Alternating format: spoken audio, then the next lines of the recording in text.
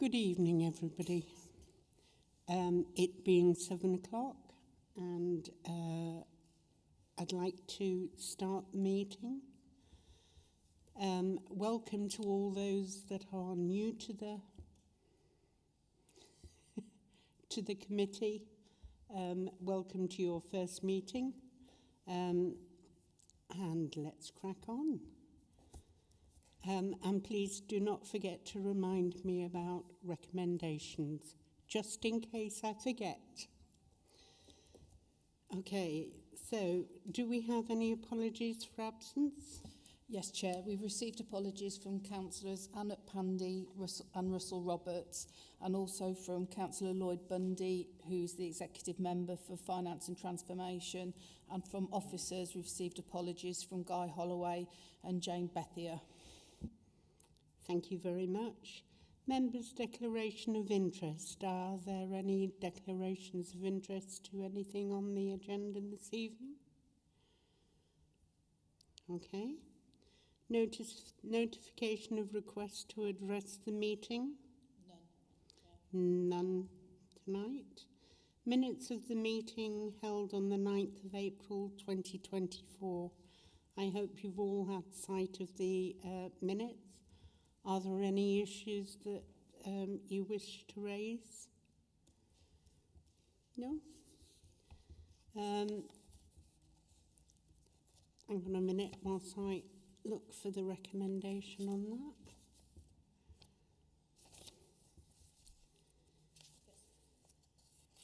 Resolved. Are you all quite happy with them? Sorry, Councillor Lee. Yes, I wasn't there, so I'm not disputing the accuracy of the meeting. It's just because you asked, is there anything we want to raise? I will be raising the capital programme. I will discuss that later. Thank you.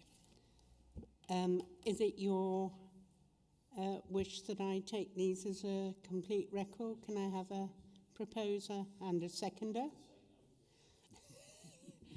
Thank you very much. Those are passed. Moving on to agenda item 5, performance indicator report. Tom, I shall pass over to you. Thank you.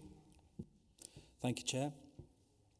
So this report is a performance indicator report covering up to the end of period 11 of 23-24, so that's to the end of February of this year.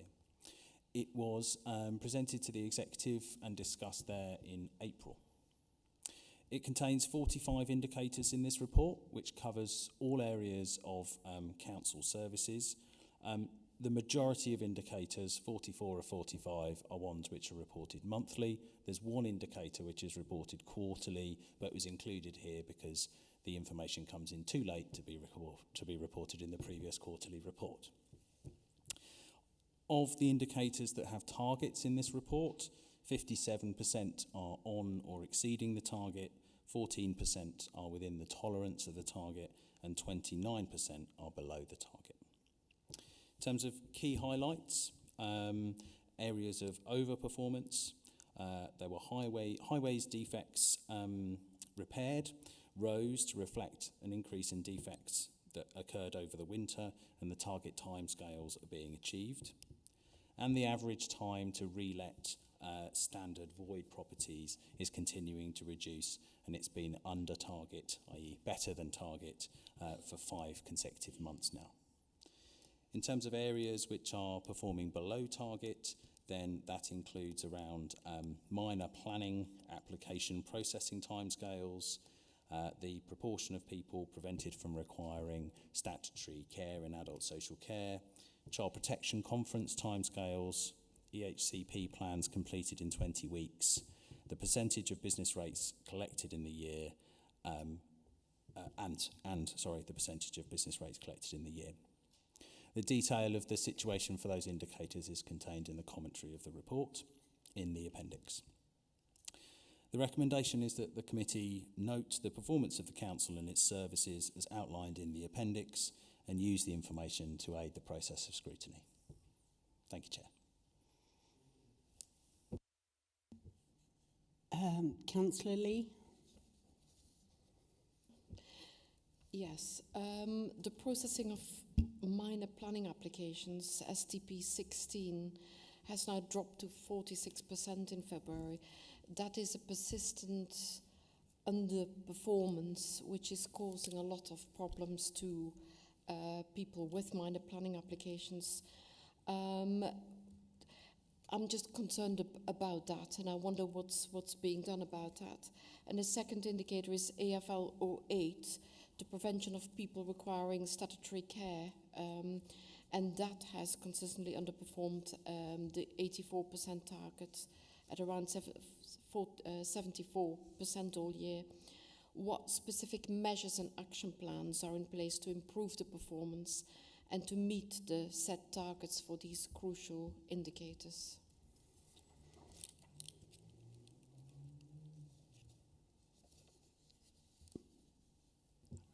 Sorry, Chair, just bear with me. I'll find those two Yes, indicators on here.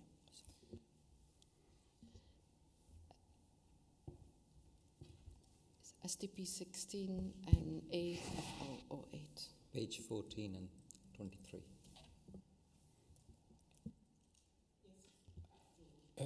Chair, if I may, I'm quite happy to deal with the minor applications scrutiny question that's been posed. I suppose just bring my screen so I can see it. Just to clarify those figures, so there were 28 decisions made in that particular month, but 13 weren't within the time frame as laid out, whether that's 8 weeks or 13 weeks. Combination of reasons, and I'll explain the rationale behind that. The first is that we've introduced, because there was a concern that we, as an authority, were using extensions of time too frequently. We've actually introduced from January of this year a flow process where actually extensions of time to reduce those numbers and therefore to try and to ensure that we are not using those to elongate the planning process. We are now finding that obviously some of those decisions aren't falling within that 8 or 13 week period because we're not requesting an extension of time from the applicant. So, that's been a conscious decision to reduce the number of extensions of time that we have been using to date. We've also asked the Planning Advisory Service to do a specific analysis on the use of extensions of time by this authority and the Planning Department over the last 2 years, and to do some benchmarking, but also to provide us with some best practice guidance in order that we can maintain a degree of performance without the need of extensions of time. So that's coming through as a separate piece of work from the Planning Advisory Service. And as you know, members, they visited us back in May, and we're expecting their draft report any day now. The second explanation is also around, and you'll see it's referenced in there, is around staffing. Now, obviously, these performance figures are from February. I am pleased to say, so I'm now speaking sort of in the here and now. We've just recruited a colleague who's going to take on the role of Planning Transformation Manager, and their primary function and role is to accelerate the staffing restructure within the planning team. So this person starts next week, and they basically 80% of their time will be focused on developing that restructure, because as members will know, we've got a number of vacancies, but we've also got a number of agency staff as well in those roles, and the view is obviously to put more permanent staff in place and to fill those vacancies. So what we're anticipating then, so best practice coming from the Planning Advisory Service, a review of the staffing structure. I would expect to see those targets to improve, but we're in a slight dip at the moment. The final thing to mention, which again is referenced in the explanation is that this council inherited a number of historical applications or backlog of applications. It's something that's a national issue across planning departments, recognised by central government, and central government actually, in recognising this, put forward a sum of money for local authorities to bid for to accelerate that backlog. We were successful in securing just short of £100,000, so we've recruited 2 people, and their primary role as well, alongside the existing staff, is to start to remove that backlog. And I'm pleased to say we've taken about 30% of the figures that we inherited out, and obviously we'll look to make further inroads into that. So we started with a baseline figure of about 650 in terms of a backlog. And it's obviously we're keen to get rid of that backlog as well as maintain the performance of the throughput of applications that we get. As an example, we are a busy planning service, and we generate between 1,500 and 2,000 decisions a year. So we are busy, operating in quite a difficult market, but nonetheless recognise that there's absolutely room for improvement, hence the revisit of the Planning Advisory Service back in May. Hopefully that helps to provide a bit more detail. Thank you, Chair. Thank you. Councillor North first, and then I'm coming to David. Thank you, Chair. And just following on for that, but thank you, as ever, George, for your response. But I just want to follow on the same thing. I think from my point of view, I appreciate the answer and understand the answer, but it is still quite a dramatic drop, and it doesn't look very good, obviously. And I think 2 things linking with that, Chair, is obviously one is reputation.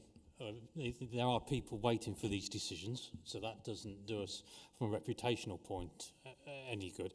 And secondly, Chair, and only because, one I picked up last week, obviously now, legal process is stepping in because we're failing to make decisions, and normally, but not always, obviously those costs are against the council because they failed to make the decision in time. And I appreciate there was one I read only 2 weeks ago. So one, obviously we're publicly being criticised, and secondly, as I just said, we're possibly picking up costs for non-determination. So just, are we factoring in maybe not huge amounts, but obviously it takes time in relation to recruitment, and I appreciate we're still in, and I appreciate the answer we just had, but even in the legacy councils, we were still an agency for planning staff, and as just instead we can't still get staff.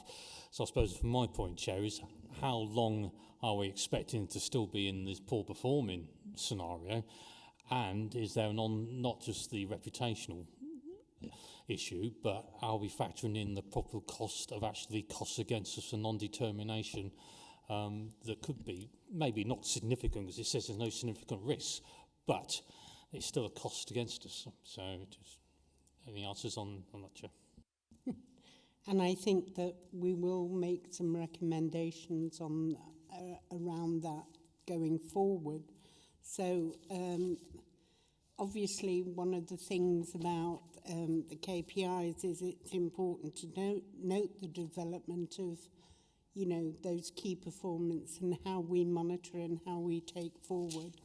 And I've just looked down, so I've got a couple of recommendations to put forward on that before we come to the care bits. You've said about the PAS report coming forward soon, and I think that if we can see sight of that when that's released, that would be good. What are the timelines around the review process and how that's going forward, and can we be kept updated on that? Because we realise that there are things going forward that are there to help. So as part of our monitoring of the KPIs and things, just having a little bit of an update for us, that can be, something that can be sent out between meetings. It doesn't have to be there. But if we could have those two things, that would be really helpful. And the other part is please excuse me, I've got terrible wind this evening. When do you think that the review will be completed? You said that it will be starting soon, so do we have timelines of when that will be completed and how that will impact on the service, please? Thank you, Chair, and thank you, Councillor North, for your comments as well. So, in terms of can you see sight of the report? Yes, you can. So the Planning Advisory Service, when we get that report, we would be very transparent with that anyway. We would want to take that through executive ultimately. It will also go to the Planning Improvement Board, and the first meeting of that is next Thursday. And likewise, happy to bring it here. So absolutely no problem once that's been finalised. In terms of how long it's going to take to recruit from the existing structure, if you like, to what we want to reshape and remodel, so some of the recruitment there will be some internal recruitment where we'll be able to hopefully promote some of our own staff into more senior positions, whether that's going from a planning officer to a senior planning officer, for example. But there will also be a need for external recruitment. So factoring in the timeline it takes to advertise and then recruit, and then depending on whether those have got to give a notice period, is likely to be 4 months. I was thinking more about the review process, an update on the review process as you're going through. The outcomes will come later in the year as we look at the KPIs and see if there's any improvements sort of going up. And I think that's our role rather than being on your back as well as the planning improvement. It's just that updating and keeping us informed, I think, of where we are in the review process. Does that make sense? I think so. The review, the Planning Advisory Service report, so that will be coming out in the next few days. That will come out as a draft, and then we will finalise that over the next few days following receipt of it. Separate to that is the staffing review that I was talking about, and that will, depending on whether that's internal or external recruitment, will take up to about 4 months to conclude. And we will be reporting bi-monthly, so every other month, to the Planning Improvement Board. So so that's the two key areas of work, Chair. There's the staffing review and the Planning Advisory Service report. The Planning Advisory Service report will have a number of recommendations within that. What we will then do is develop an action plan, as we did with the first review, and then that will be followed through by the Planning Transformation Board and all the Planning Improvement Boards. So, and that will have a time frame probably of 12 months, that action plan. Yep. But I'm more than happy to provide an update at these meetings, and equally I made a commitment to use member bulletins as well to provide updates in between And time. I think that's all we need, because we don't want to overburden you on things, but we do want to be kept up to date, I believe. Councillor Griffin. Thank you, Madam Chair. Yeah, like Councillor North, I personally think these figures need to be improved. I welcome restructuring of planning. I'm part of the Planning Improvement Board committee. I haven't seen anything yet, so I can only assume we're waiting until we get the PAS report, which obviously makes absolute sense. We have an ambition to be the first choice employer. I wonder, we lost a lot of very good experienced planning officers when Unitary began in the first 6 to 12 months. Have we considered trying to get some of those back, some of those experienced people, because they know the area extremely well, far better than people that are here on an agency basis. So I will be asking these questions when it comes to the Planning Improvement Board, but I still think it's relevant tonight as well, Chairman.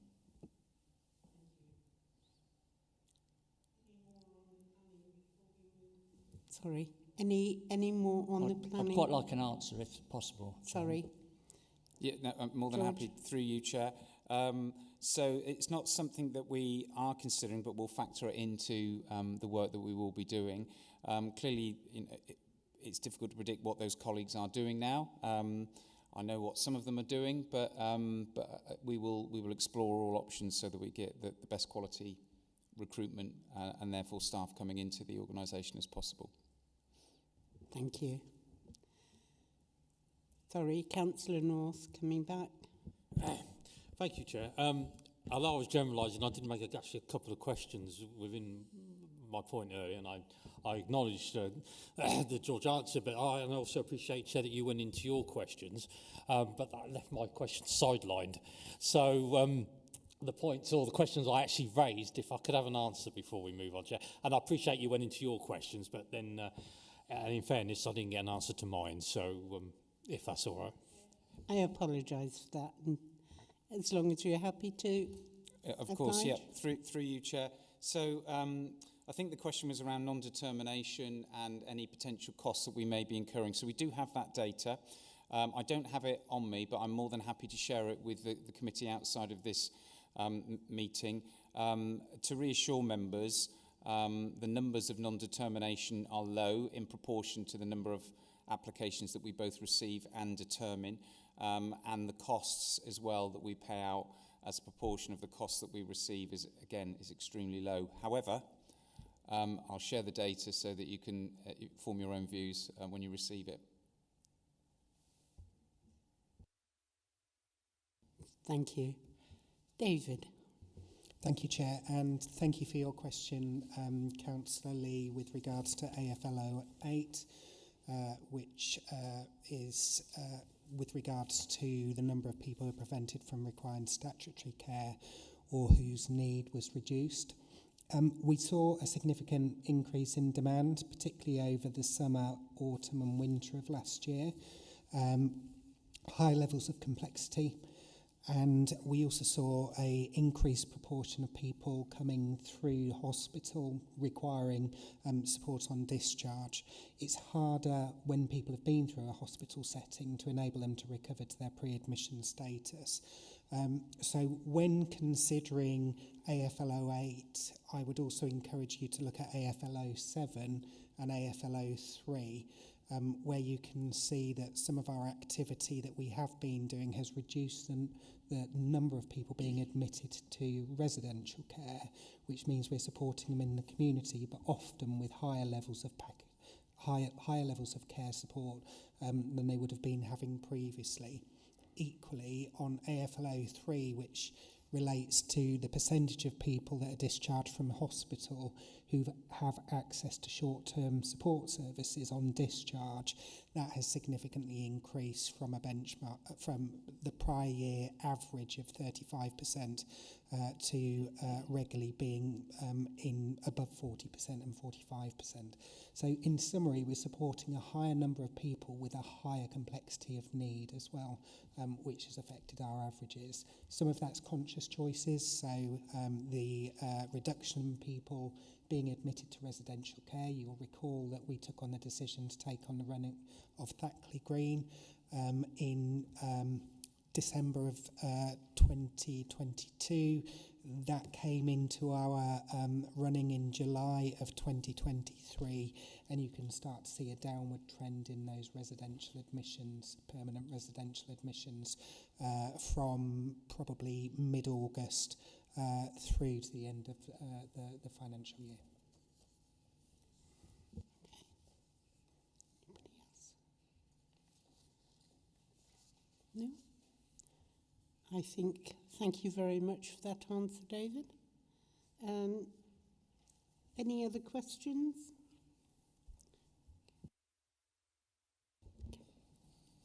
Thank you, Chair.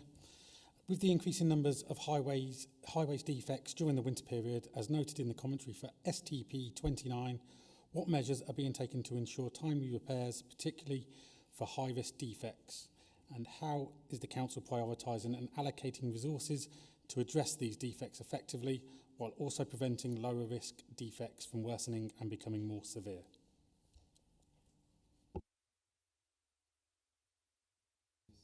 George. Yeah, thank you. Through you, Chair. Thank you, Councillor Brown.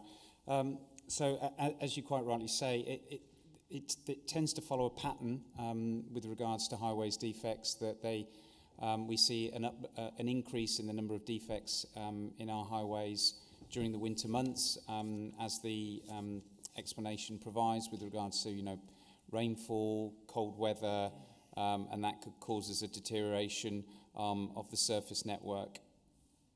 What we are able to do, and again we're starting to already see in terms of performance, is because we're now moving away from reactive to proactive activity. Now we've got lighter nights and warmer days, although you wouldn't think it's a day, but warmer days. We are now able to address that backlog of repairs. And it's essentially, it tends to be quite reactive in the winter months, where we are doing temporary fixes across the network. You'll see further on in the KPIs that our contractor Kier is attending to those within the timeframes that are specified within the contract. But what we are now able to do, and hopefully members are seeing this themselves. I was travelling on the A6116 today to Thrapston and back, and you can see the large-scale patching that is now taking place and starting to improve just that one particular road. So the key is in the winter months we have to become quite reactive, but once, like I say, we're able to the deterioration of the road network stabilises, we're then able to use that workforce to do much more proactive and larger scale schemes. It's also helpful, obviously, that we've received additional monies from central government as well, so we've been able to spend more on the network, and hopefully members have been seeing that through the regular bulletins that we provide in terms of the improvements across our network. There's no doubt, though, that the roads and their deterioration over a number of years is a challenge for ourselves and also lots of other local authorities across the country. I think that is now being recognised. I think it's been a positive step by this council that we've invested £9 million of our own monies as well into the network, and we're spending just over 4 million of that this financial year, to try and accelerate and start to make some improvements. We're also looking to develop a wider paper, a longer term paper, about what degree of investment we're going to need into the highways network over the next 5 to 10 years, so that we can start to plan more long term as well as an authority. Would you like to come back on that? That's good, thank you. Thank you very much for that response. Councillor Mercer. Thank you, Madam Chairman. Just patching roads is a losing strategy in the long term, because the roads themselves are getting older. Unless they're resurfaced completely, which we're not scheduling to do for most of the network, they will gradually deteriorate faster. So I'm asking a simple question. Are we doing any investigation into having self-repairing roads.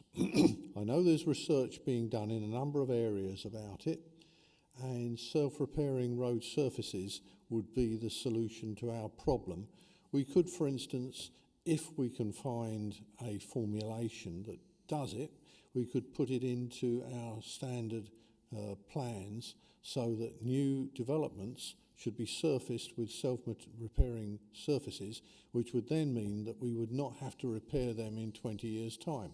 Very difficult to do it retrospectively, but you've got to start somewhere, and self-repairing roads aren't an insoluble problem. The Romans even had some self-repairing concrete formulations, so it can be done.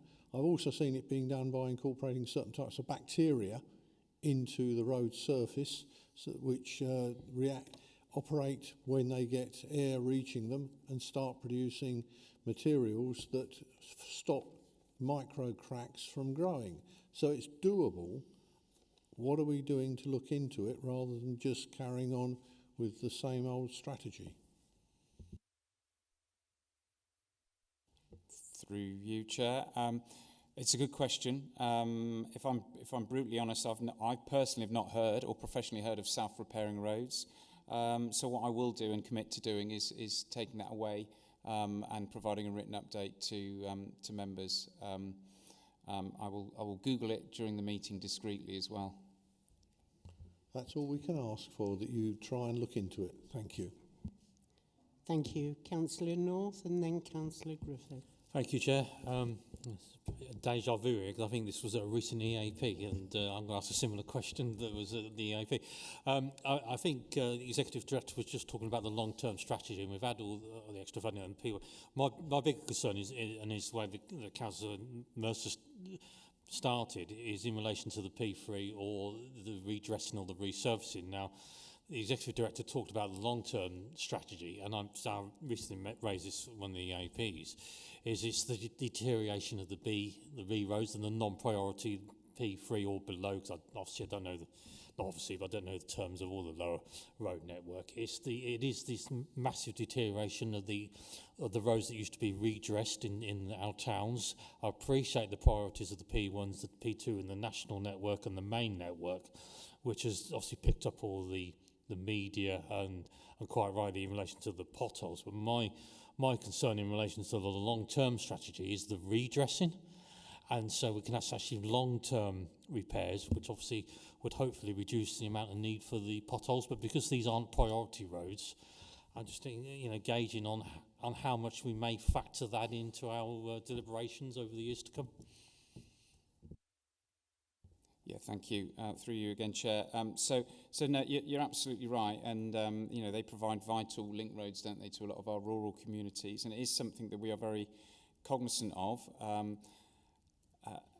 As members will know, we've got a finite budget, and a lot of that budget is determined by a fairly complex matrix, an assessment of the road network based on usage, based on its degradation. In terms of where that money is best invested. The longer term strategy that I was referring to, I think, is something that we hope will pick this up, but it shouldn't be underestimated that there has been a decline in the road network. Like I say, the importance that this council places on it, and recognising by investing 9 million of our own monies over the next 3 years, I think is key to that. But what I will do is ensure that we, as part of that wider review, we ensure that we've got reference to those B roads as you refer to, Councillor North. Coming back on that. Yeah, so I mean, thank you, and I'm not knocking our, and I wasn't knocking our, and as you know, knocking our own investment and the huge investment we're putting into our network, and thank you for the response. But I just think it's incredibly important. I certainly know from my town, Rushden, not necessarily chasms forming in the road, but you can actually see the road splitting down the middle in serious sections. And of course, what that is doing is forming potholes where the road is separated. So all I'm asking, Chair, and I appreciate it's a finite budget, but there's been serious underinvestment nationally by all governments in the last 20 years, and I think, as mentioned in the recent EAP, that there is serious determination in the minor roads, and obviously I'm talking about rushing of a town of nearly 40,000, let alone to the rural areas. So I just think there's just a serious, situation with the non-statutory major roads, and hopefully somewhere that can be addressed in years to come, because to say it doesn't, all you end up doing is obviously doing the potholes and the repairs, and it doesn't do it any good when you're trying. I mean, we're talking about towns here, that should have a standard of a road network, and they are seriously not, and I'm not blaming anybody, it's just there's some serious investment needed. Thanks, Chair. Thank you, Chair. And I welcome the amount of work that I'm witnessing on our roads, and also the apparent quality in some of the areas. It does look a lot better than we've had in the past. But it's a bit like painting the Forth Bridge, isn't it? You've got to start all over again. I'm particularly impressed, and George knows my concerns on this because I've mentioned it at previous meetings, and that is the country roads that border the elusive High Isham bypass, namely Broughton, Pytchley, Allingbury, Hawarden, because they already take a disproportionate amount and volume of traffic, but 2 or 3 of them have been repaired very recently. My concern is what happens when the budget dries up and the government additional funding is spent.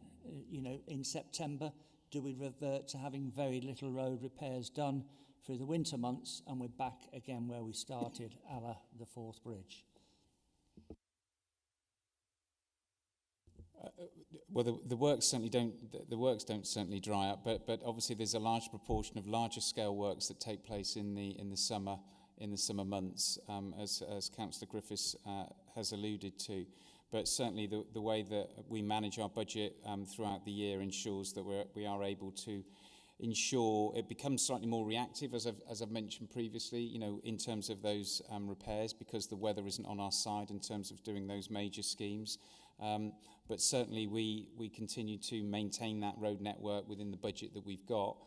But as you quite rightly say, Councillor Griffiths, it's we've got a large highways network, and we have to use that money to the best of our ability to maintain it for all to enjoy. But clearly, we haven't got finite resources. We've got to use the monies that we've got, and to use those wisely, and as well as using modern technology with the way that we do go about our repairs. Thank you. Councillor Marks. Thank you, Madam Chairman. From a corporate security point of view, there is a financial risk that needs to be flagged up, and that is, although we are generally successful in legal cases, if it can be shown that the roads led to accidents or severe damage to vehicles, we could be being found liable in future cases. So it is a risk that does need to be monitored, because and there's also, of course, the possibility of loss of life, which must also be considered. Yeah. Okay. So is there any way that you can confirm that there's a strategy in place to address the high-risk defects P1 and 2 within specific timeframes, whilst preventing lower-risk defects P3 from worsening? And I know that you're balancing budgets here, and but as Councillor Mark says, there is a risk element in that, and we do need to keep on top of some of our roads. So yes, Chair, we have a clear strategy. We have a clear annual work programme, which we do share with members. So we're very transparent with that. and we're very clear about how we manage that and work very closely with Kia, both at an operational level and at a strategic level. We've got our next strategic meeting with Kia in the next week, where the portfolio holder attends, myself, the assistant director. So, like I say, we contact, we monitor that performance both operationally and strategically, and we have a clear work programme set against the budgets that we have. And like I say, because of that inject of money from government, we are able to do that bit more this year and next year. That's brilliant. Thank you very much. Coming on to voids, property reletting, and Tom, you've highlighted that this is a good news story in terms of for the last 5 months. The void levels are the time taken to put through voids is shortening. Can you elaborate on what has contributed to the improvements and how the council plans to sustain and further enhance this? Because that has, as we know, a financial implication as well. And it's good to highlight when things go right. And so it's something that I've been banging on for the last 2 years, I think, at most meetings, as most of you will know. So, David. Thank you, Chair.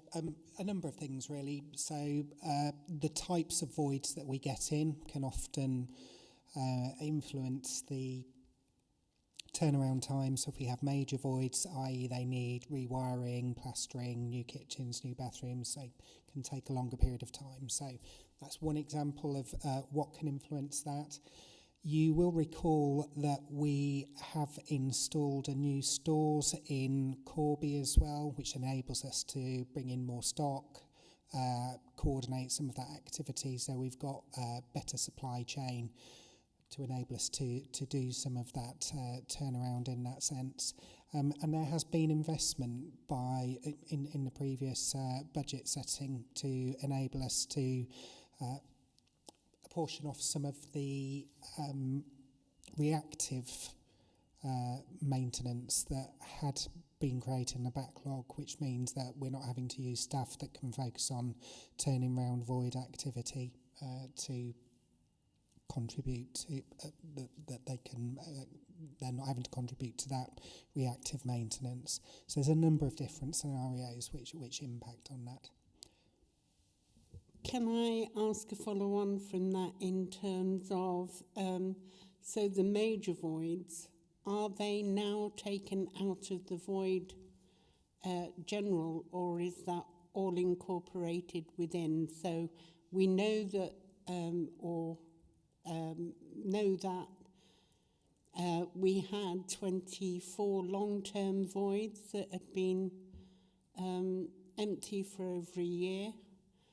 Are they now counted within that void statistic, or are they now taken out and put in a different statistic? Sorry. I'm sorry, Chair, I don't have the answer to that question at my fingertips, but I can go away and discuss with the team to find the precise definition of the indicator used. That's lovely. Thank you very much, Tom. But congratulations on the on that improving look. Any other questions from members of the committee? Okay. Councillor Marks and then Councillor Mercer. Thank you, Madam Chairman. Just to reinforce what you've said, and I think it does need reinforcing. Speed is very much of the essence partly because of the rate at which properties decay if they are left void. And it can be astonishing just how quickly properties get worse, and then you have a much bigger budget to bring the property back into use. And also, of course, the homeless don't disappear when while the properties are void. If we can't get families into those properties quickly, we have to deal with them in other ways, such as bed and breakfast, which works out far more expensive and is often not suitable.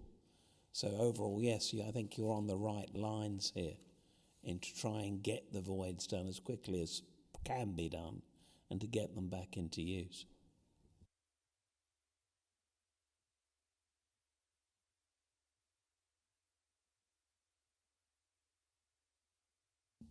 Please hang on one moment whilst I go back to the recommendation. If there are no... Sorry, David. Thank you, Chair. Sorry, I haven't answered your question.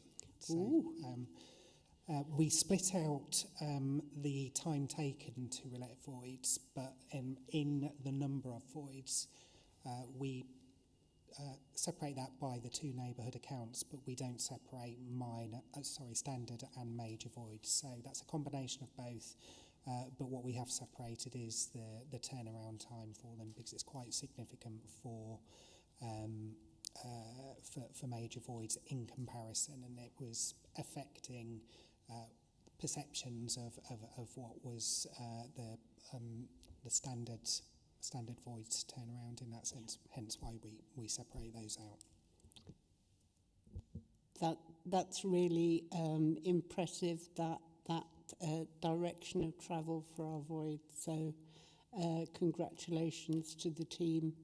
And if we can have a little briefing on that, we can certainly, one of our roles is about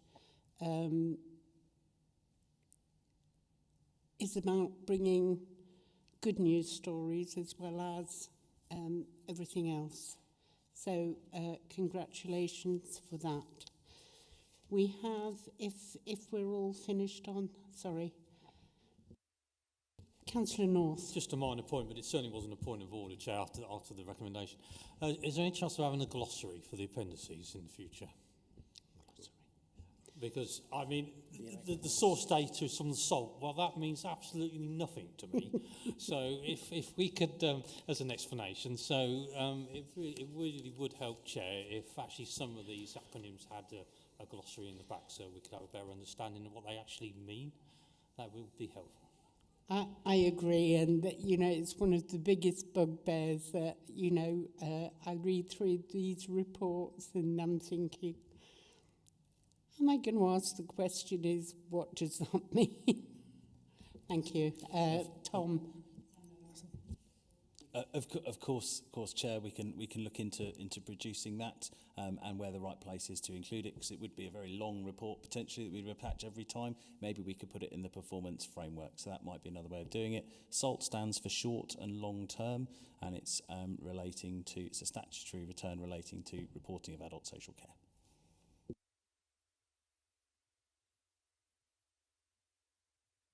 Thank you very much. We have a recommendation. It is recommended that the Corporate Scrutiny Committee note the performance of the Council and its services as outlined in the appendix to this report and use the information provided to aid the process of scrutiny. Can I have a proposer and a seconder? Thank you very much. All in favour? Thank you very much.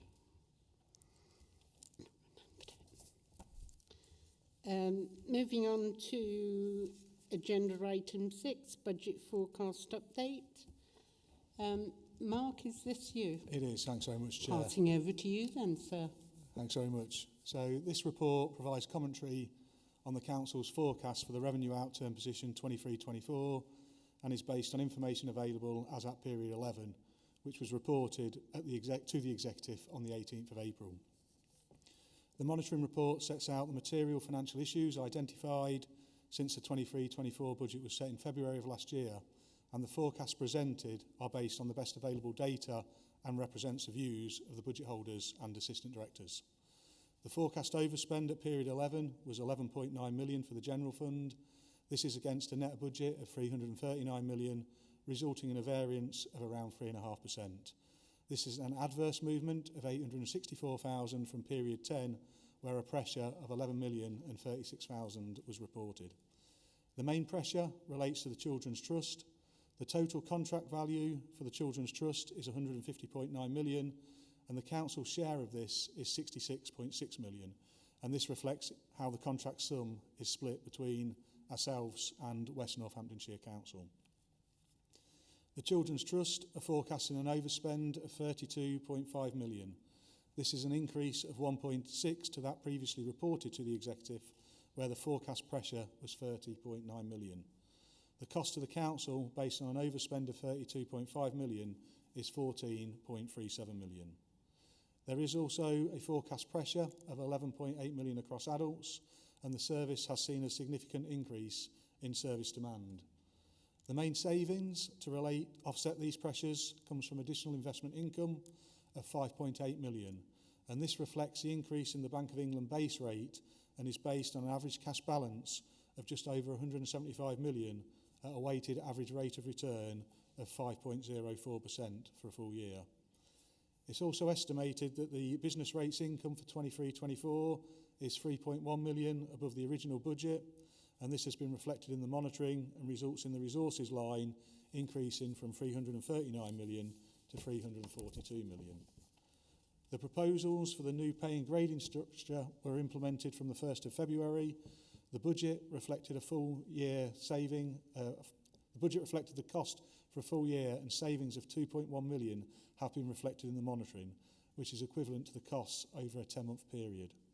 There are further savings of 1.4 million, which relates to annual increments that have been charged across the authority, and the cost of this has been absorbed through existing budgets. As such, these increments have been reflected as a saving. The council also had a corporate contingency budget, which amounted to 3.7 million, which represents around 1% of the net budget. The contingency budget is held to meet unknown or unplanned unbudgeted costs. The pay award resulted in a pressure of 2.2 million, and this has been funded from the contingency budget, which left a balance of 1.5 million. When we did the monitoring for P11, it was assumed that this would be utilised in full during the year. The council's overall outturn forecast for the housing revenue account, as at period 11, is a forecast underspend of 41,000, and that's against the approved budget of 38.7 million. The details of the movements against budget are set out in the report at section 6, and the council's overall outturn forecast for the dedicated schools grant at period 11 is a forecast overspend of 9.5 million. And again, further details of the movements are set out in the report, and these are detailed at section 7. And I'm happy to take any questions through you, Chair. Thank you. Thank you. Councillor North. Thank you, Chair. I hope you find this question is helpful rather than don't take it as being rude, please. The thing is, Chair, it's June the 11th. You know, this report went to the executive in April, early April. We've set the budget. Not quite a long time ago now, of course, as well. And obviously, those who were on the committee before, so you went through all the budget process as well. And my point is, Chair, could we just not work out the timing of these reports better? Because, to be honest, this is kind of null and void because it's been and done. And that's why I didn't want to be rude about it, Chair. But to be blunt, it went to the executive in April. We're in June. If we're supposed to be scrutinising something, surely we need to be scrutinising it in a time period where actually we can have an effective scrutiny on the finances of the council rather than in such a late period afterwards. Because I did go through the report, Chair, but as I said, it is really old hat. So hopefully I'm trying to be helpful and not being rude about it, but I think the timing is completely off, to be honest. Thank you. Claire, would you like to take this one? Yes, thank you, Chair, through you. And I take your point, it's valid. Thank you very much, Councillor North, and we do appreciate your comments. We are looking at the future timetable and making sure that the financial reports are coming in a timely manner. You may or may not be aware we will be moving to quarterly monitoring, so it's making sure that the finance, performance, treasury and capital all align and actually come here on a more suitable basis, and we actually get them aligned up. So we are looking at the timetable with all the different meetings that we've got coming in for scrutiny to make sure that they do come in at an appropriate time. Some of the issues we generally have is it has to go, like say, to exec first, so we then miss the scrutiny. So this unfortunately has just happened where the timing's not necessarily fallen in favour of the report. Thank you. And it has been discussed, you know, it's like some reports we get are almost a year out of date, and, you know, it's a bugbear. There are some questions. Question 1, Children's Trust financial pressures. We've been told that measures are being implemented to mitigate the financial pressure of 32.54 million faced by the Children's Trust, particularly related to the cost of placements for children in care. Are these measures being delivered, and how will the Council ensure that these pressures do not pose a substantial risk? Yes, David. Thank you, Chair. Really valid question as well.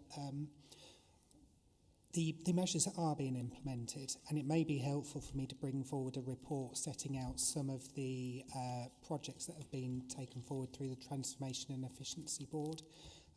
That is a tripartite arrangement between the Children's Trust, West Northants Council and ourselves. So what I could do is look at setting out what the progress has been in the 6 months or so that the Transformation and Efficiency Board has been running, and I could look at bringing that forward to a future meeting of your choice, Chair. That'd be lovely.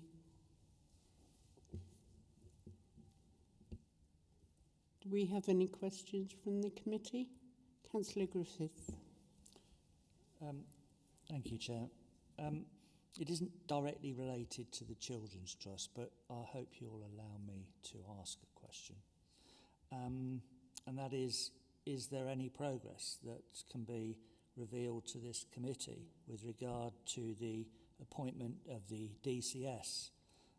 I'm checking my emails continually, and I can't be the only member, or I might be, I don't know, or stakeholder who is anxious to see this vital role filled. David. Thank you, Chair, and thank you for the question, Councillor Griffiths. We can confirm that there was an interview process as a successful candidate from that, and we're just going through all of the HR processes. I understand that the announcement will be made this week. However, I always say that with a note of caution, just in case we have to agree any of the language of the press release with the successful candidate and the organisation which they currently work in. Can I follow up that?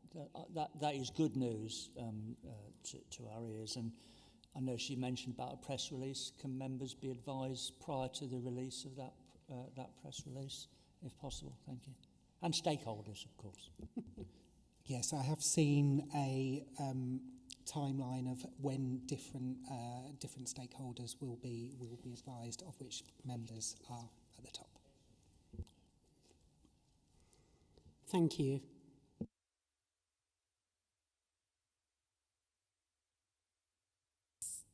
Councillor Brown. Thank you, Chair. What specific measures are being taken to mitigate the forecasted 11.9 million overspend in the general fund and the 41,000 underspend in the housing revenue account? And how will the council ensure that these variances do not significantly impact the delivery of essential services? I will have to take those comments. I mean, I've already referred to the transformation and efficiency work that's happening with the Children's Trust. With regards to adults, we've got £8 million of efficiencies or savings, if you want. None of them relate to direct cuts in services. So they're all about improving efficiency, working with our market to renegotiate those. Currently, we're on track for delivering 6 million of those savings in year from an adult social care perspective, and that's been an upward trajectory. So if we continue on the direction of travel that we've got, we hope to have delivered the planned recovery that we had both in the medium-term financial plan for this year and within the additional projects that we put in place in the winter of last year as a result of the increased demand that we'd seen. And as I said, I'm happy to bring forward a more detailed report around the transformation and efficiency programme within the Children's Trust, so you can learn a bit more about the different projects that have been put in place, what they've delivered, which are progressing well, and why we've supported some of those additional projects to be extended for longer. That would be really good. Thank you very much. Yes, Mark. If I may also just add as well, Chair, internally, when we face those sort of financial challenges that we've been facing, like in the previous financial year, we introduced some spending management panels. That way, there was an approval process to ensure spend could go ahead, and we also had some recruitment panels as well in place. As I mentioned earlier as well, the council also has the corporate contingency, which we budget for unforeseen circumstances, which do help mitigate some of the pressures that we've encountered. But what we would typically do is look for the service to put in place mitigations to ensure that the budget can be delivered within the existing financial envelope. In terms of the housing revenue account itself, we are reporting a small pressure there, 41,000, but that's against a budget of 38.7. So that has largely been delivered as close to budget as we're probably going to get. That was the figure at period 11. So that was a good position to be in for the HRA at that particular point.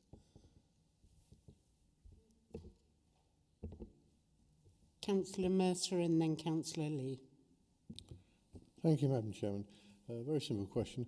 How much longer in time are we obligated to have our children's services, statutory children's services, delivered by the Children's Trust, and what is the earliest date we could bring it back in-house?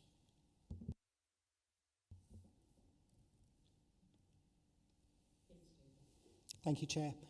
Thank you, Councillor Mercer. As you'll be aware, children's social care, so our statutory children's social care functions, are with the Children's Trust. There are some other aspects of children's services that sit with the Children's Trust, which we are starting to have conversations with because they don't need to, with the Children's Trust, because they don't need to sit with the Children's Trust. So things like early help, commissioning, post-18 support for care leavers are all aspects which potentially we could deliver as a local authority. So ourselves and West Northants Council are having conversations around that. With regards to social care, because of the statutory order put in place by the Minister and the Department for Education, the earliest that we could possibly see an agreement from central government that they would allow children's services to come back into the local authority would be around next autumn. However, the transition of those services would take significantly longer to bring back in, but it could be the start of that. That is subject to, one, a good outcome in our next full inspection of local authority children's services, ILACs, and even if we were to get a good within that, DfE could still choose not to lift the statutory order if they felt that it was destabilising to children's services, or that either local authority was not in a position to receive those services back.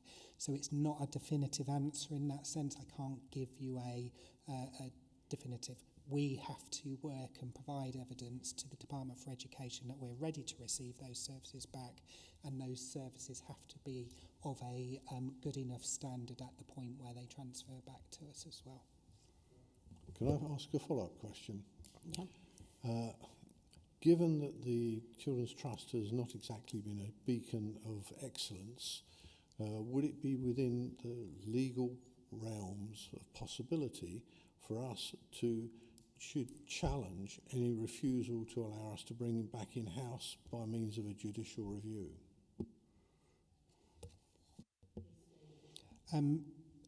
So there has been steady improvement in the quality of children's social care services since it's been out in the trust. So going from inadequate to requires improvement at the most recent focus visit, which happened in the autumn of last year, again continued improvement but not yet at reaching good. I think it would be difficult to challenge that because there has been a marked improvement as independently inspected by Ofsted during that period of time. That's a long way short of outstanding where we should be. It is, yes, so of the ratings there is outstanding. There are some local authorities that are rated as outstanding, but the requirement is for the Children's Trust to get to good before there would be a consideration of lifting the statutory order, which is that next tier below. There, at the focused visits in autumn of last year, there were aspects of good but not sufficient the rating wouldn't be changed at a focused visit, but it gives us a good benchmark as to the progress being made. You've just confused me slightly there. What you're saying is that the worse the Children's Trust does, the less likely the government is to take away its powers and give them to someone else. So the worse they do, the more embedded they get. That just isn't credible. So the statutory responsibilities for children's services are not delegated to the trust. The local authority is still responsible for them. I, as your statutory officer, are responsible for those services and for working with the trust to try and deliver those improvements. What we do have is a contract rate with the Children's Trust that I think is in March 26.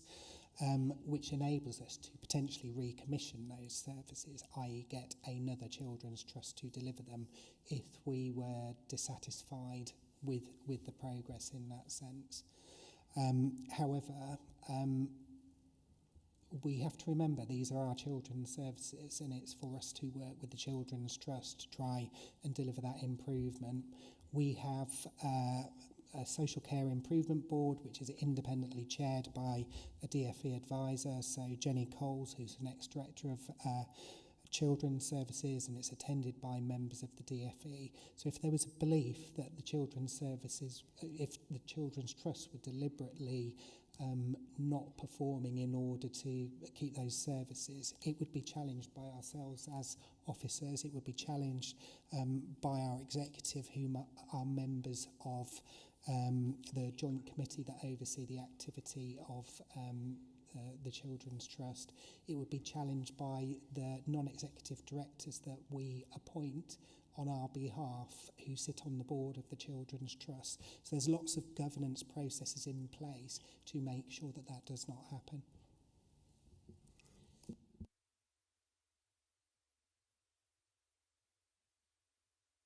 That's kind of it, Chair, but I believe that Councillor Griffiths wants to add something about the Children's Trust, whereas I'd like to move on to another subject. Thank you, Madam Chair. It's just following up on Councillor Mercer's comments. I think we have to remember that it was, without getting too political, Madam Chairman, that it was the government that insisted that we have a Children's Trust in Northamptonshire following some very high-profile cases. And, my concern is about the protection of our kids. We're all corporate parents. And I think the best way, and we've had loads of discussions on this, I think the best way that we can make sure our kids are protected is to make sure that we work with the Children's Trust to improve the services better and not have this overall obsession with taking it back in-house, because there's no guarantee that taking it back in-house will resolve all the problems that we have with children's services. I agree, and I know, David, that you're going to bring that report with some of the things that were going to be put in place, the preventative stuff, the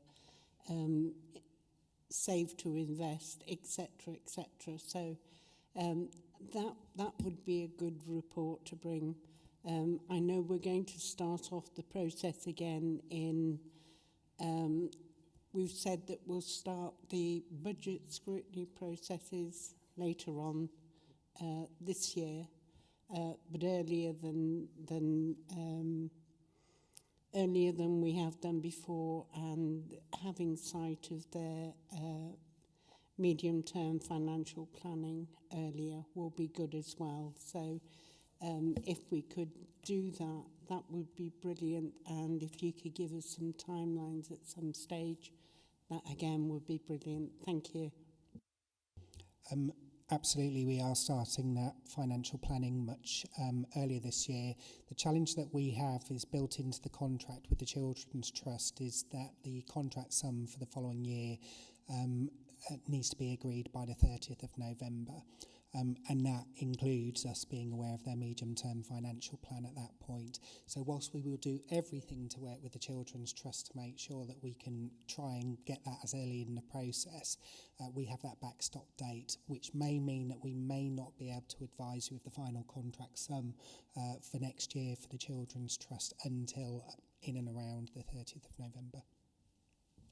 Thank you very much, but and we've got to work it out because it's got to be good for the committee as well as members of staff. So thank you very much for that. Councillor Lee. Yes, I would like to move on to another subject. Children's Trust is very important. We've had a good debate here. This is about the non-delivery of the capital programme that was in the minutes.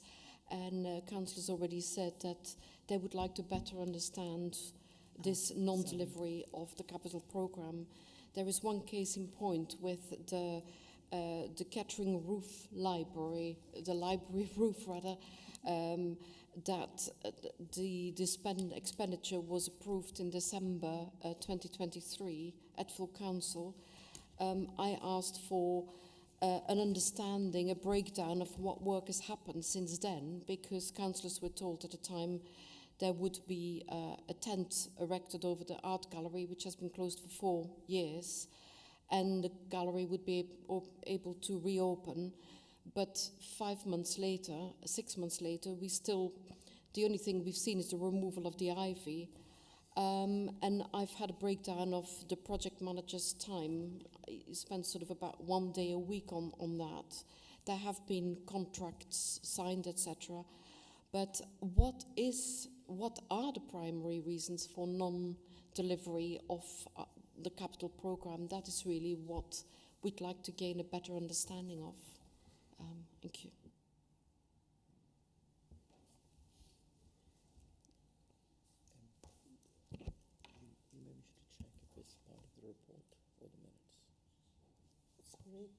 Is it part of the report or the minute you managed to check with Councillor Lee? Is part of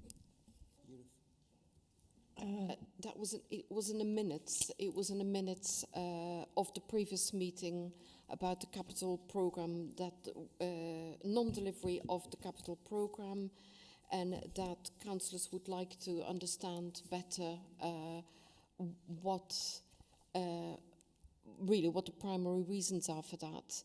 And I raised that at the time you asked, does anyone want to raise anything about the capital programme, that I would ask a question about that. Okay. Sandra.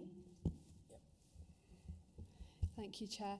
Councillor Lee, is your comment in relation to the accuracy of the minutes? Otherwise, there isn't a capital programme report on the agenda this evening, and those comments should have been presented at the report when it was presented at the last committee. So unless your point is in relation to the accuracy of the minutes, then it doesn't speak to a report that's on the agenda this evening. Okay, no, I wasn't at that meeting, and no, it's not. I don't doubt the accuracy of the minutes. Okay, thank you. Claire. Thank you, Chair. What I can do, Councillor Lee, is we can have a discussion afterwards around what you want to understand in relation to the delivery of the capital programme in relation to the library roof. Thank you. Thank you. Thank you. So moving on, savings. Can you provide an update on the delivery of the council savings target for the current financial year? Which areas are facing challenges? Are the council unlikely to meet its targets? And what measures are being taken to ensure the council's long-term financial resilience in the face of ongoing pressure and challenges, please?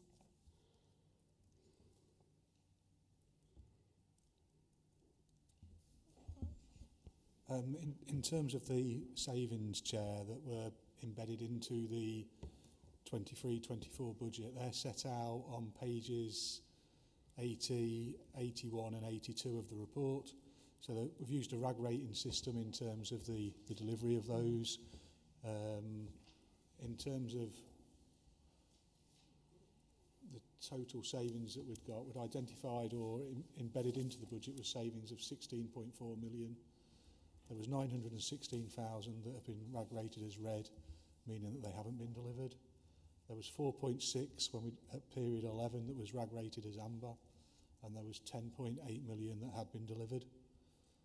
So typically what we try to do as any budget setting process is have identified the means for the delivery of those savings in advance of the financial year, so those savings are locked in. But as you'll see, there was quite a wide range of savings that we had for 23-24. Yeah. Thank you very much.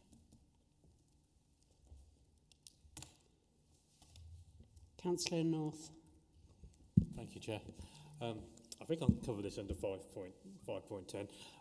There's been quite a lot of criticism, and I think today and in recent weeks, and not of this council, as our partner, West Northamptonshire Council, by internal law, external law, in relation to the disaggregation, in relation to obviously the former county council. I don't think we've had much of a report in the financial papers come to this committee. I just wondered if those ongoing discussions and the financial gain this council could obviously make if those discussions are brought forward quicker, because I think there's been a huge amount of criticism of the West Northampton Council, not this council, and how long it's all taken, of obviously the financial gain this council obviously could receive if things are sorted out. Because I think that's been obviously ongoing for some years, and I don't think, Chair, we've had much. It's not necessarily out of budget, but obviously there's financial gain to this organisation. So I just wondered if we could have a more detailed report, or unless you don't think it's appropriate to be in the financial papers as such, a more detailed report in the future. Claire. Thank you, Chair. Thank you for your question, Councillor North. The disaggregation has been chaired quite a lot at the audit and governance arena. So you will see in there's been quite a number of discussions with our external auditors around the progress or criticism possibly, or lack thereof, in terms of agreeing our opening balances. And I would just address that some of the narrative that we are seeing in the media is probably slightly skewed in terms of what we're trying to agree. It's referencing £40 million in cash. What I would say is that we're actually looking at is closer to £1 billion of capital financing requirement.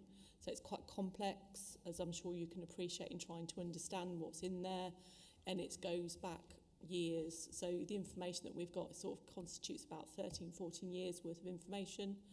And obviously we've been trying to address that through the audit and governance route committees.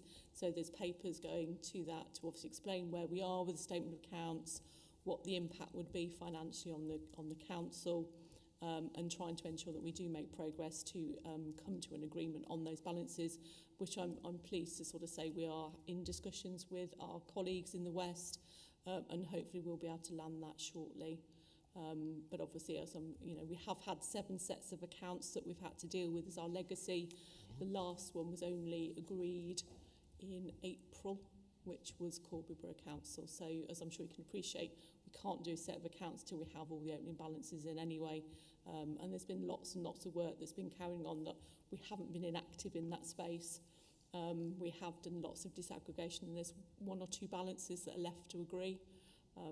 So that there's been tremendous amounts of work that's been carried out. Just to reassure you that we are dealing with it. Okay, come back. Not necessarily, just as a thank you. I don't necessarily read the reports of committees I'm not on, to be honest. So thank you for that. Just the appropriateness of anything coming to scrutiny in the future, but as I said, probably not necessarily currently appropriate, but thank you anyway. And I'm sure there was work going on and skewed reporting. Now that would be a change, wouldn't it? So thank you for your response anyway. Thank you. Councillor Griffiths.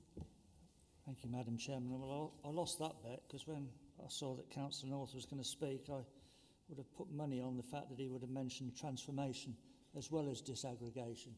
So I got that one wrong. But they go hand in hand, of course, and savings and disaggregation and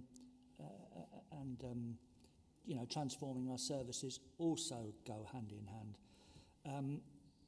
I get frustrated as anything when there's talk about the historic debt of the former Northamptonshire County Council. It's dead easy to come to a decision on this. It just needs political will. If we can split the costs of the children's services, surely we can agree the historic debts of the former Northamptonshire County Council. It's dead easy to do. And we won't get our books audited until we do. We really need a push. You know, I'm disappointed, I'm sure others are, that we're in the position that we're in with only 1 year of this administration to run. We really need a push on disaggregation and transformation in this final 12-month period. Otherwise, people will say, you know, I don't think unitary's worked. That's what they might say. I'm not saying it. But I just thought I'd make those comments, Madam Chairman. And thanks for the report, and thanks for that, Claire. Thank you. And yes, we don't envy you the difficult task because I think there's other players involved in this that can make things difficult. So I think we are aware of that. And we'd all like for it to be sorted out as soon as possible because it's having an impact on our own finances. And we're aware of that. So thank you. And we watch with bated breath, as they say. I've just got one question to ask, and that's around the contingency funding, because I know that a big portion of that is going to one of the services, leaving about 1.43 million still to sort of spend. Is that enough for a year, given the pressures that we've got? And, you know, the impact on our reserves, I think, you know, I know mitigations and all the rest of it, but bottom line is we have a contingency fund. How soon is that going to be spent? Thank you. So I guess, Chair, we've had the benefit of doing the P12 outturn now as well. And when we did that, the 1.5 hadn't been allocated in year, so we've been able to use that to reduce some of the in-year pressures. Thank you. We have a recommendation on this. It's recommendation that the Corporate Scrutiny Committee note and comment on the report attached as Appendix A. The reason for the recommendation to note the forecast outturn position as at 20th of February, period 11/4/23/24, and consider the impact on this year and future years' budgets. Can I have a seconder? and a proposer. Thank you. All those in favour? Thank you very much. Moving on to agenda item 7. And I know that you've got the piece of paper where this is being discussed at our pre-meeting. In our work planning, we have a review of Opus. The brief for the review is to provide the relevant information to the committee to ensure that the committee has adequate information as a starting point, and that we scope this appropriately. What it says in the work plan is to scrutinise whether best value is being received from the contract and the impact of vacancies on the council. When discussing this, as a starting point, because I must admit I know not a lot about Opus, what it does, how it does it, what impact that has on our staffing structures. So it's about asking us or us sorting out those sort of questions that we need to know to give us a good start for the review, which should bring good value to the council. So the questions I've asked at the moment are: what is Opus? How does it operate? What does the contract cover?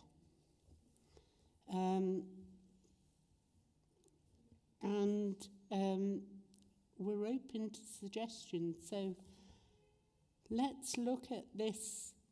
So we'll have somebody in to look at or give us some of those answers that we need. But we need to think, how long is this review going to take? Is it going to be a working party between any of us? I'm throwing it open to you for suggestions, please.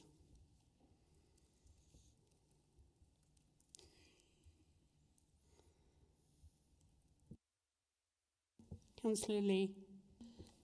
Well, I know that West Northants Council was told by the auditors that they didn't have enough reporting from Opus. I've seen a figure in our information, or was it for the executive, about the dividend that we are getting from Opus.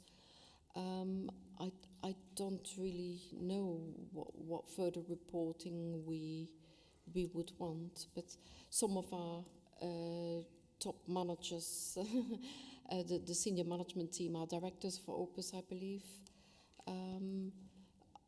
I don't know how much transparency there is, or I don't know whether our auditors have said anything about it. Sorry. And that, I believe, is some of the questions that we need to ask. So, what reports come forward? I'm told that each of the directors has their own staffing, so it's understanding how the directors use Opus, whether or not each department has its own strategic work planning in place, and we need to focus it down on the basic questions that we're asked to find out. Again, are any of you interested in sitting on a working group? Should this be coming to... Yes, Councillor Griffiths? Madam Chair, maybe the suggestion would be to bring it back to this committee at a subsequent meeting. I think there's some very valid concerns and some very valid questions. I haven't seen any senior manager sort of offer any suggestions, but maybe that is the way forward, as opposed to yet another working group. You know, just how many working groups can this council have? Whilst I understand that, I think it... Sorry. Coming back to Claire, sorry. I do apologise. It's fine. Thank you, Councillor Chair. Like I said, I think what we probably need to do is we can invite Opus to come along and have a chat around the contract and what services they deliver, not just for us, but for the wider local authority market, which obviously we have been working with in the legacy arena as well as Northamptonshire, to sort of understand that angle. But then I think, you know, what we can do is obviously have that conversation, framing the question which we can assist with, to really sort of understand what we're trying to review, look at and scrutinise. Because there's many different angles in relation to the agency costs as to why, you know, what are we doing about it, what course of action have we taken, how, you know, what are we doing to reduce it down. So there's lots of different angles we can look at it from a value perspective, skills shortages and being a flexible and an agile workforce. So there's lots of different reasons you're going to have agency staff, and it's obviously making sure that we are keeping mindful in terms of that cost envelope and the reasons why we have them. But I think, you know, we can formulate some questions and help you with that. Okay. So, Councillor North. Thank you, Chair. I was going to just agree with Councillor Griffiths. I mean, I've always, Legacy Council always had working parties and task and finish groups, so I'm certainly not against them. But I just think we're a small enough turnout of these committees, and I just agree with what's been said. I mean, if after that point you think there's a working party needed to go more in depth, but at this stage I'll just sort of agree with colleague, because I don't think we're necessarily there at the moment in relation to the size of this committee. No. Obviously, we don't meet that often, so if it did need something wider, but I think maybe a presentation and take it after there. Okay. Councillor Mercer. Thank you, Madam Chair. I thought that there was a limit of only 4 task and finish groups or something supposed to be underneath scrutiny per year, and I thought we were pretty close to the limit anyway. And, sorry, but this is the task that the management, Scrutiny Management Board has given us. So, you know, to do it justice, and I said as a starting point, we need to find out more about Opus and what it does and etc. So it's not, nothing is set in stone. And what Claire has suggested is a really good, you know, let's have Opus in and ask those questions, find out a little bit more about the service and if we need to take something further. And it will be discussed at the Scrutiny Management Board as well. But it's, you know, taking those suggestions forward in doing that. Would it be possible for us to see sight of the contract that we have so that members could review that before we go any further? I always like to start with the legal document and work from that. And very rarely do we actually get shown the contracts, we just get descriptions of them. Yes, Claire? Or Sanjit? Thank you, Chair. The contract would have been subject to legal review and would have been through the procurement process, so it wouldn't ordinarily be something that we would present, because that would then detract from the scoping work that members, I think, are trying to achieve here. So in terms of the review of the contract itself, that's not something that we would put forward, because it's already a signed document that parties are working to. I'm not suggesting that we wish to review it. I'm suggesting we need to understand it before we go any further. And you cannot understand a legal document without reading it. sorry, and I was going to say, suggest that, you know, without any contract is full of legalese and other bits and pieces. So maybe getting some of those points on what's in the contract and, you know, the framework that they've got to work to would be slightly better in this case. And then should we need to, we can ask the questions. I can't ask questions about a contract I've never seen.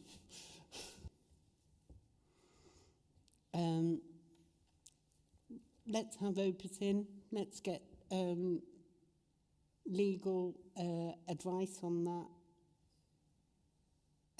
I would like to see the contract as well, but I do understand that, you know,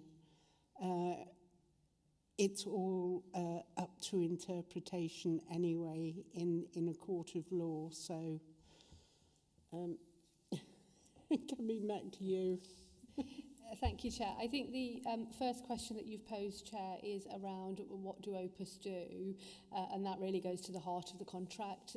So essentially that question will explore what they are contracted to do. That's the purpose and the point of that. So you should end up with the same outcome in terms of understanding what the contract covers. But I do understand, you know, people's wish to see the document behind everything.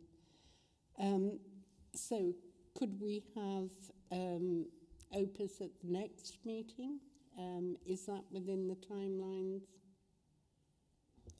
I'd have to find out and check for you, Chair, and come back to you on what times they're available for and whether it meets with the meetings. I'll come back to you on that. That's lovely. Is everybody okay with that? Okay. Thank you very much for that. Our work plan, agenda item, there wasn't any recommendations apart from the discussions on the last item. Sorry. Scrutiny work plan for corporate scrutiny committee. Is this you?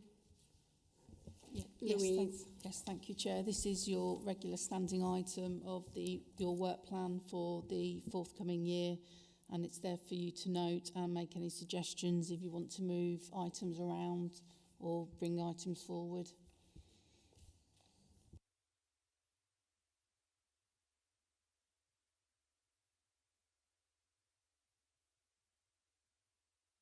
Councillor Lee? I would like the capital programme to come on the agenda as soon as possible, just to allay fears that some things are just being kicked down the road.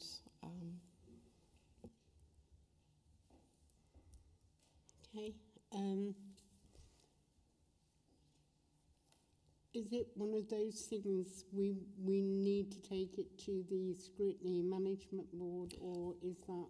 It's already been to the Scrutiny Management Board following your last meeting, and they've agreed for it to go into the work plan. It's just it's down at the moment to be programmed, so we'll need discussions with officers about when's the best time to bring it forward.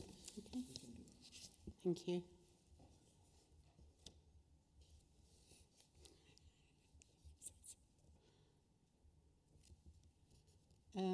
We also have the review of pay and grading that's coming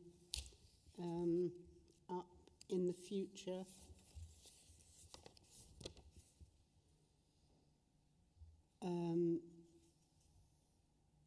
You were going to find out why it had slipped off, Louise? I haven't found that out yet. Okay, thank you very much. If you could let us know what and I'm afraid that Guy Holloway isn't here today to discuss the ICT value for money scrutiny review. That was going out to recruitment, I believe. Has that happened now? Do we know? My understanding is we're still waiting for some names, but I'll chase that up. Yes, please.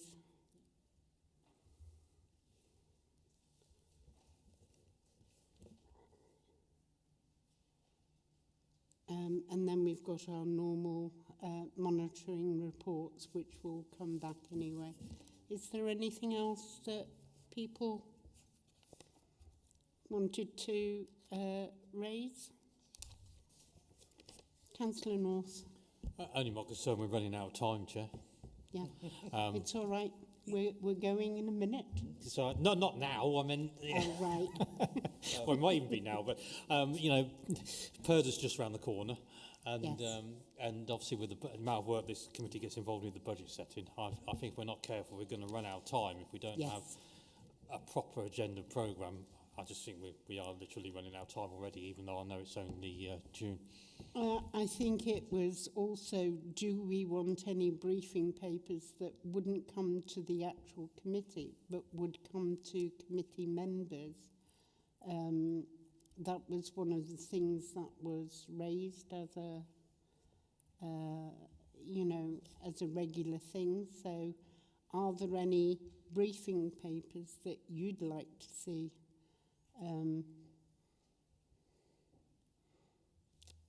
Councillor Lee? Well, I am on the Audit and Governance Committee, and the internal auditors' reports are very interesting. And some of those members wouldn't see unless they were on that committee. So I would recommend those just being sent to committee members here as well. Thank you. David? Just for point of clarity, please, Chair. So I mentioned about bringing a report with regards to the Transformation and Efficiency Programme for the Children's Trust, but if you prefer, I can circulate that as a briefing. And then if members are want to go into that in more detail, you can potentially, I think there's a little bit of a gap in the October meeting, or there's only a couple of items programmed in on a forward plan for that at the moment. So I'm happy to do it that way if you prefer. Is everybody happy with that? Louise? Yes, that actually might work very well, because we are looking at inviting the trust to come, and October was suggested as that possible meeting. So those two items would tie in quite well if we bring those to October. Okay, Councillor Griffiths? I think that's a very good suggestion, because I am mindful, and I'm sure other members are, is that it could get to the situation where officers are being asked the same question from different groups of this council, and that's counterproductive. You've all got a lot of work to do, and we certainly don't want to duplicate. And going back to what we said about Opus, maybe we could invite somebody from the, the chairman of the Appointments Committee or the Employment Committee, whatever it's called these days, because again, that might be something that will save time. Just for consideration, if we're going to have them in, let's make the best use of their time as well. Just a thought. Sorry, I agree. Good suggestion. Okay, I think that's all we have for this evening. So, thank you all very much for coming and your input. Thank you very much to the staff for bearing with us yet again. Have a safe journey home. And with that, I will close the meeting. Thank you.